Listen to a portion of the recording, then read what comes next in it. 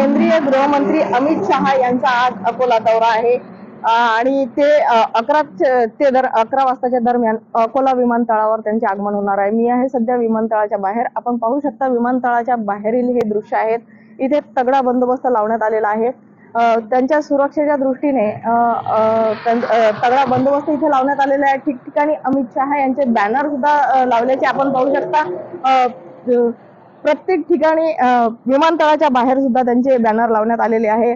आज 6 लोकसभा मतदारसंघाचा आढावा घेण्यासाठी ते अकोला येथे येणार आहेत आणि त्यांची जे संवाद मेळावा आहे ते अकोल्यातील हॉटेल ग्रँड जलसा येथे होणार आहे। काल जे त्यांचे ठिकठिकाणी बॅनर फाडण्यात आलेले होते, या सुरक्षेच्या दृष्टीने त्यांचे आज अकोला ठिकाणी चोख बंदोबस्त लावण्यात आलेला आहे आणि या संवाद मेळाव्यात ते पदाधिकाऱ्यांशी काय संवाद साधतील हे पाहणं महत्त्वाचं ठरणार आहे। वर्षा मोरे, जय महाराष्ट्र न्यूज, अकोला।